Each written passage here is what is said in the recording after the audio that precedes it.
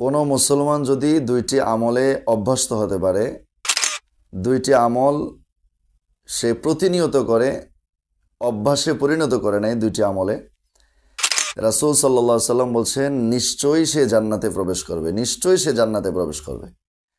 রাসূল এরপরে বলেছেন সে আমলগুলো আয়ত্ত করা একেবারেই সহজ, কিন্তু সে আমলগুলো করনেওয়ালা মুসলমান একেবারেই অল্প, একেবারে অল্প সংখ্যক মুসলমানরা সে আমলগুলো করবে। সে আমলগুলোর এক হলো 5 ওয়াক্ত নামাজের পরে 10 বার সুবহানাল্লাহ, 10 বার আলহামদুলিল্লাহ, 10 বার আল্লাহু আকবার। 2 নম্বর আমল হলো ঘুমাবার সময় বিছানায় গিয়ে সুবহানাল্লাহ, আলহামদুলিল্লাহ, আল্লাহু আকবার মোট 100 বার পাঠ করা।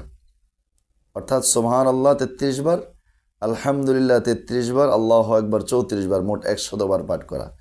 এই দুইটি আমল 5 ওয়াক্ত নামাজের পরে 10 বার 10 বার করে, আর এই ঘুমাবার সময় 33 বার 33 বার এবং 34 বার, মোট 100 বার যদি কেউ দুইটা আমল করতে পারে, রাসূল বলেছেন নিশ্চয়ই সে জান্নাতে প্রবেশ করবে। সুবহানাল্লাহ। আল্লাহ তাআলা আমাদের সকল এই দুইটি আমল প্রতিনিয়ত করার তৌফিক দান করুন।